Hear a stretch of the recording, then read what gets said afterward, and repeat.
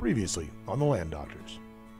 Determined to create the ultimate stay-and-play property, landowners Steve and Kelly Owen have been working with the Land Doctors to create both a vision and a plan for the ranch. Hunting blinds, cameras, and feeders are already installed to help manage wildlife. House and barn plans have been finalized, but before any of that can start, Kelly has to build a mile-long driveway so construction traffic can reach the build site. With the road base already roughed in, cold winter weather stopped this project dead in its tracks. Now that the first layer of gravel base has been dropped, parts of the road are beginning to fail. Let's see what the Land Doctors can do about it.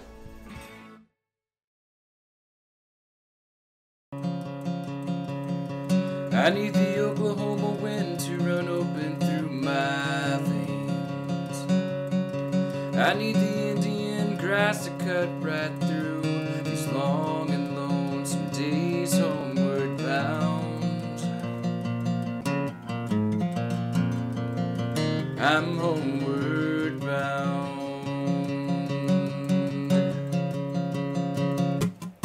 I hear the scissor tail calling me from the redbud trees. I hear the topwater roar in the still of the day as the bass enjoy their feast homeward bound. I'm homeward bound.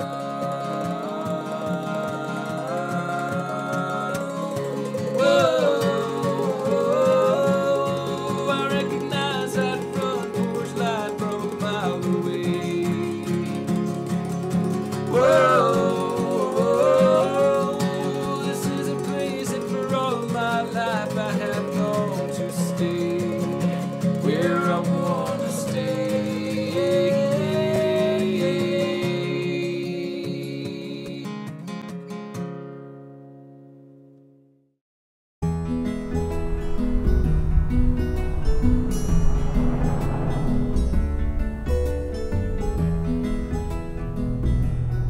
Hi, I'm Kelly Hurd, and welcome to the world headquarters of the Land Doctors. Today we're heading about, my GPS says 32 miles southeast to Stratford, Oklahoma. Today we're going to be working on the Heavens View Ranch. We have a nice little road building project going. We've got to build about 5,000 feet of driveway.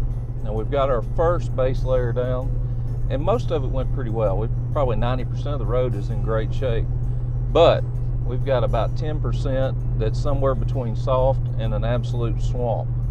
So today we've got to dig out the mud holes and get ready for some 6-inch rock that we're going to lay in it first thing in the morning.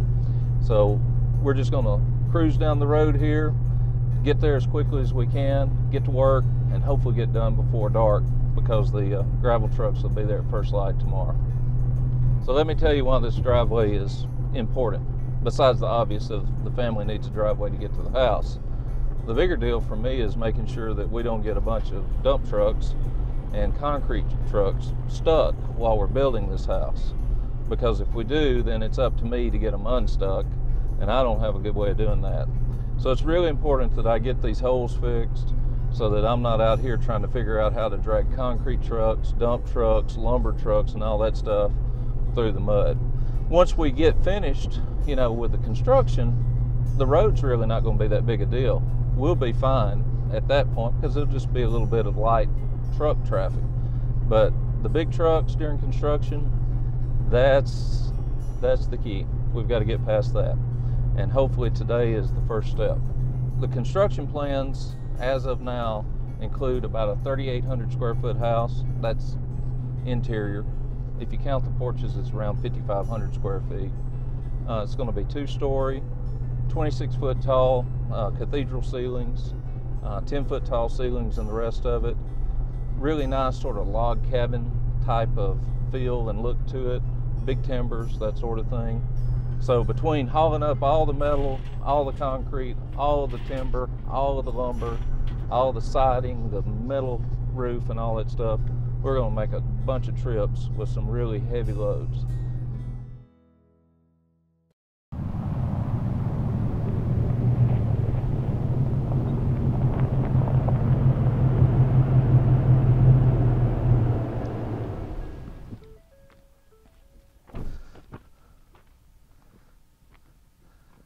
you're way out in the country, you have to have really elaborate security systems to keep people from, you know, accessing your property when you're not around. You know, all these mean, crazy thieves out in the countryside have to wire stuff up. Now let's go look at the ranch.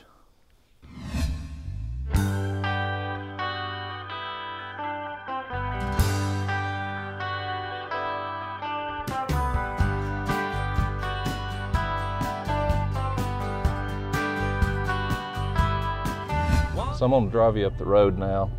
And basically what I do is I just listen to the truck as I'm driving, because you can hear it lug down when we get in soft spots.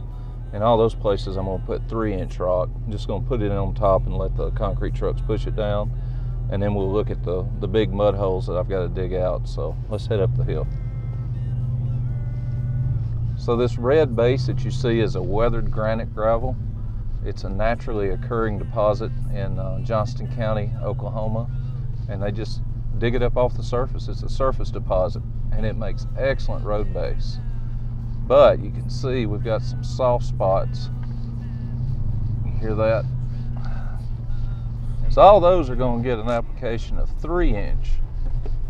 Now, these big ruts here, this is just a mess. I'm going to go ahead and put it in 4-wheel drive so I don't get stuck. But these dudes, we're going to have to do is put something that's got a little more surface area to it, like a big 6-inch rock. According to my truck, it's 4:45, which means we've got about an hour and 15 minutes to work.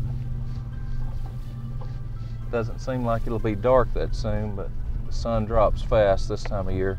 What I'm going to do is I need to finish up one little drainage project, and I'm using an old antique one-bottom plow behind my Kubota to make the ditch with, and it's working great. And then after that, I'm going to switch to the box blade, and I'm going to dig out a couple of these holes, and we'll be ready for tomorrow. When you have a soft spot in your road, one of the best things you can do is to go ahead and excavate the area that's giving you problems. In this case, I used a box blade and the front bucket on my tractor to dig out the mud and the water out of the hole. Now once I've dug this back down to a solid base, we can drop the heavy rock on it and it'll tend to hold up better. And you know, a project like this gives you the perfect cover for playing in the mud like you did when you were a little boy. And as always, I'm going to get fussed at for getting my toys dirty, but hey, that's just part of the fun.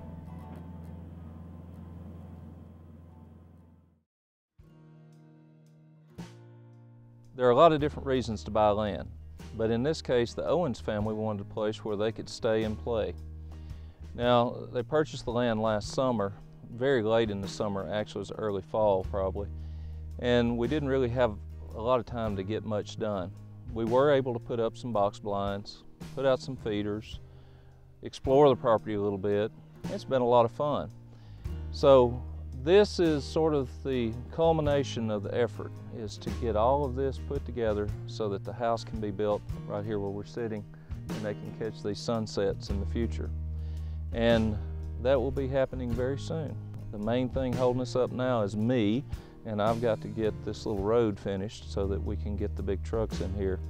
So we've got the gravel coming in the morning. I've really done all I can do for right now, and we will just see how this whole thing goes, and hopefully we can get a good, solid, reliable road and move this project forward. With all that being said, we need to get on the road.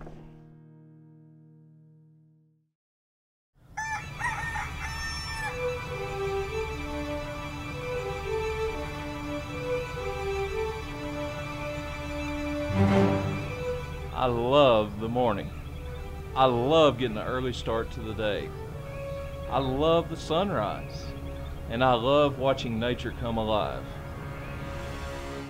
But I really love it when I've had a decent night of sleep. And last night, I just didn't get it. By the time we got in, we worked on the trailer, ate something, and got to bed, I didn't get a whole lot of sleep. So it seems like we just got here and we haven't been here long, about 9 hours. Going back already, just got a text message. It's 6:15 and I'm getting text messages. But got a text message that they're going to be an hour early with the gravel. So, let's see how long, if we can even be there in an hour. I think we can. 37 miles, so 40 miles. I've got 128 miles worth of gasoline. We don't have to stop, we can make it. We're just not gonna stop and eat breakfast this morning. So here we go, day 2. Let's get this stupid gravel road finished so that we can move on to something, anything else, and hopefully not have to talk about gravel roads anymore.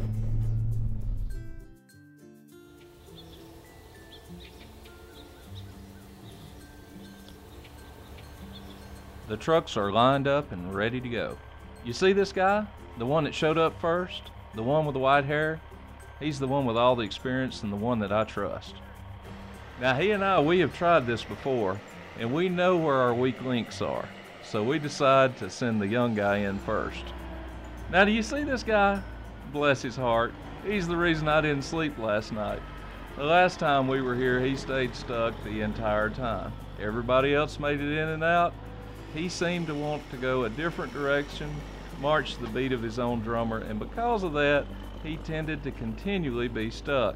So we're going to put him in first, closest to the road, so that we have the best chance of getting him back out and out of our way. This is a belly dump trailer, and this is the first day that I've ever used one. With a quick push of the lever, I was able to control exactly how much gravel was released, exactly where it was released, and effectively control the gravel so that I only put it where I needed it, on the soft spots. This is a very easy system to use. I merely walk along beside the truck looking for soft spots and dropping the gravel exactly where I want it. With our young, inexperienced driver safely back on his way to the county road, we can confidently move forward with the rest of the trailers. As the second truck comes in and lines up, we quickly start to unload the gravel. But before we finish unloading, my favorite driver gets out and gives me a few pointers. Well, I'm hitting the spots, I think. You want what you want? Which one you want next? 6. You want the belly or you want that end dump? Well, the end dump ain't gonna spread as good as that belly. And while I've got him out of the truck, I decide to get him to look at the worst hole with me to make sure we can get the next truck through. And this won't be the last time today that we've got a driver worried about road conditions. Whew, that was easier than I thought. Hey, where you want to turn around? Where you want me to turn around? With the amount of rain that we've had recently, I'm surprised how much the road has dried out, but I'm happy to see it and I'm cautiously optimistic.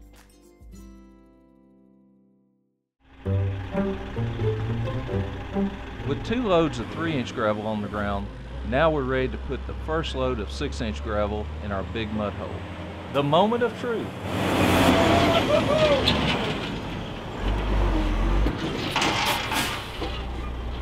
Oh, that hole turned out not to be so bad after all. We put our first load of 6-inch in it. I can spread it out later. No big problem. Ah, but that was too easy. Let's do it in reverse now. We're not out of the woods yet. He's still got to back up into the mud hole, at the same time jackknife his trailer, and then dump his dump truck. I don't want him going back in that for any reason. 6-inch rock is really good for fixing soft spots in roads, and that's primarily because of its size. With greater surface area, the rock will tend to float in the mud. Over time, the mud and the rock solidify to create a wonderful road base. Now that they've dropped these large piles of 6-inch rock on the road, I've got to get them spread out so that these guys can get out of here and get back on the road.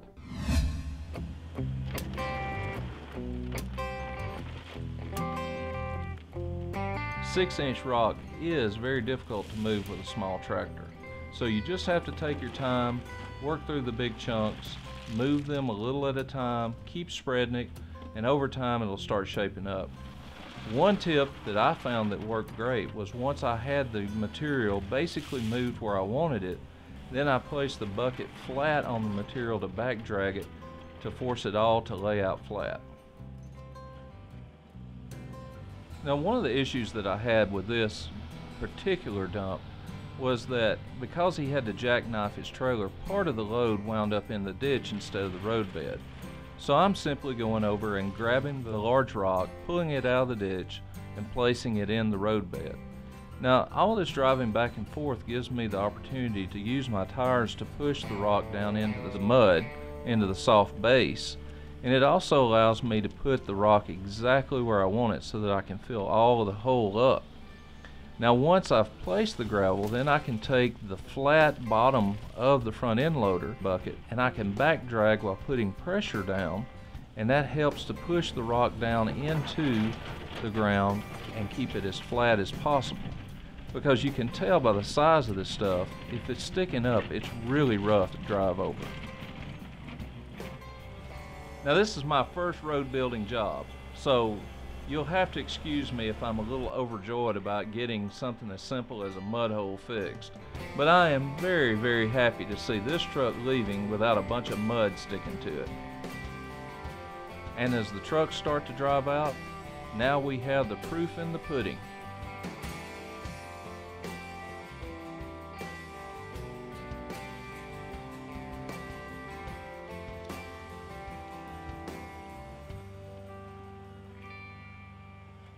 With the 6-inch rock spread in the last of the rough spots, I'm relieved to see the trucks leaving.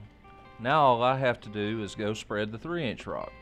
Compared to the 6-inch rock, moving the 3-inch material is a lot easier. In fact, it's a piece of cake.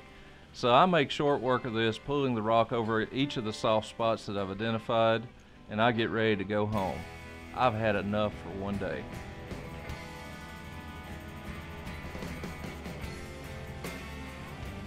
What is a land doctor? A land doctor is an individual who loves their country and cherishes their property. They take a deep pride and sense of accomplishment from working hard to protect and improve their land. They do the things that help their children and grandchildren enjoy a bright future with plentiful natural resources. Land doctors have the courage to self-educate and try new things while not being afraid to fail from time to time, knowing that failure can sometimes be the best educator. Whether it be designing a wastewater system in Costa Rica or exploring the caves of the Arbuckles, we've always been proud to pass on our experiences and knowledge in an effort to educate and inspire others. In short, a land doctor is an individual that cares about others and themselves enough to go out and work hard to improve the very thing that sustains us all, the land itself. We hope that sharing these experiences encourages you to join us on this journey.